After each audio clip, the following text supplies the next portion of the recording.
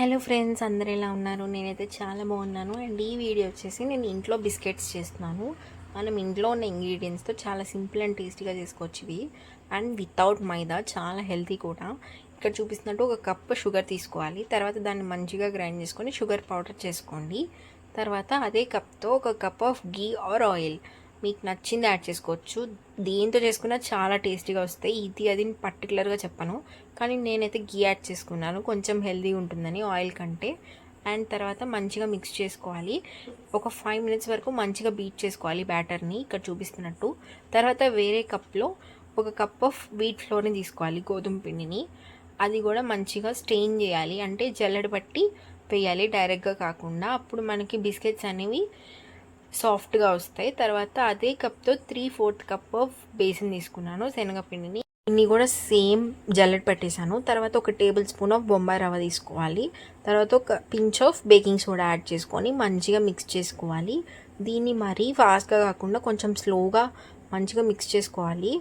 ఎందుకంటే దీన్ని ఫాస్ట్గా గట్టిగా మిక్స్ చేయడం వల్ల బిస్కెట్స్ అనేవి చాలా గట్టిగా అయిపోతాయి కూల్ అయ్యాక. సో మనం స్లోగా మిక్స్ చేయడం వల్ల బిస్కెట్స్ అనేవి కొంచెం క్రంచీగా అండ్ లోపల సాఫ్ట్గా తినేటప్పుడు చాలా బాగుంటాయి. సో చాలా స్లోగా మిక్స్ చేసుకోండి.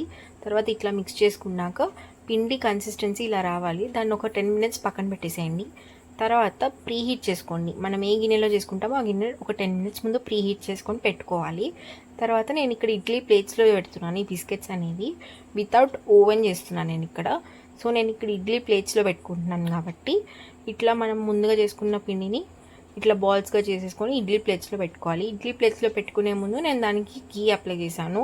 సేమ్ మీరు ఇడ్లీ ప్లేట్స్కి గీ అయినా ఆయిల్ అయినా ఏదైనా అప్లై చేసుకోవచ్చు. అండ్ ఇక్కడ ఇన్ని బాల్స్ వచ్చినాయి, నాకు నియర్లీ ఒక 20 balls దాకా వచ్చినాయి. ఈ బిస్కెట్స్ 20 బిస్కెట్స్ అవుతాయి ఇప్పుడు. అండ్ టేస్ట్ చూడాలి ఎలా ఉంటాయో. తర్వాత ముందుగా గీ అప్లై చేసుకునే ప్లేట్స్కి ఈ బాల్స్ పెట్టేసుకొని మధ్యలో కొంచెం ప్రెస్ చేసుకోవాలి. ఎందుకంటే నేను డ్రై ఫ్రూట్స్ యాడ్ చేస్తాను, సో అట్లా ప్రెస్ చేసుకున్నాను. మీ ఇష్టం అది, మీరు డ్రై ఫ్రూట్స్ యాడ్ చేసుకున్నా యాడ్ చేసుకోకపోయినా ఈ బిస్కెట్స్ అనేవి చాలా బాగుంటాయి, నాది గ్యారంటీ.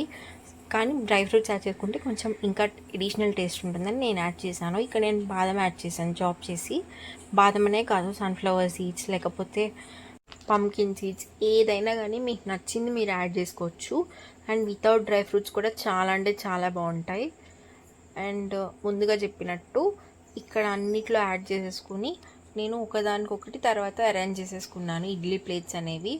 ఇట్లా మంచిగా అరేంజ్ చేసేసుకొని మనం ముందుగా ప్రీహీట్ చేసుకున్న గిన్నెలో ఇవన్నీ పెట్టుకోవడమే.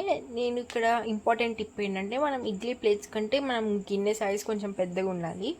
అట్లా ఉండడం వల్ల ఏంటంటే మనకి ఎడ్జెస్ అనేవి గిన్నెకి తగలకుండా ఈవెన్గా బేక్ అవుతాయి.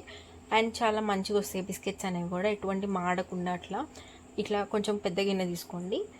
అండ్ తర్వాత గిన్నెకి మంచిగా లిడ్ పెట్టేసుకొని దాని మీద కొంచెం బరువు పెట్టండి. సో ప్రెషర్ అండ్ ఎయిర్ అనేది బయటికి పోకుండా బిస్కెట్స్ అనేవి బాగా బేక్ అవుతాయి. చూసారా బిస్కెట్స్ అనేవి ఎంత గోల్డెన్ కలర్లో అండ్ చాలా బాగున్నాయి. చూడ్డానికి ఎంత బాగున్నాయో తిన్నాక అంతకంటే బాగున్నాయి టేస్ట్ అయితే. మీరు కూడా ఖచ్చితంగా ట్రై చేయండి. అందరికీ నచ్చినాయి మా ఇంట్లో అయితే. ఎస్పెషల్లీ నాకైతే పిచ్చిగా నచ్చినాయి, ఎందుకంటే నేను చేశాను కాబట్టి. అండ్ నా ఛానల్లోకి వెళ్ళగానే ఇట్లా వస్తుంది మీకు హోమ్లో. తర్వాత ఇక్కడ సబ్స్క్రైబ్ బటన్ ఉంది కదా, సబ్స్క్రైబ్ చేసుకోండి. అక్కడే మనకి బెల్ ఐకాన్ ఉంది, ఆల్ మీద క్లిక్ చేయండి. అప్పుడు నేను వీడియో పెట్టిన వెంటనే మీకు నోటిఫికేషన్ అనేది వస్తుంది. అప్పుడు నా వీడియోస్ మీకు వస్తాయి. Thank you, bye bye.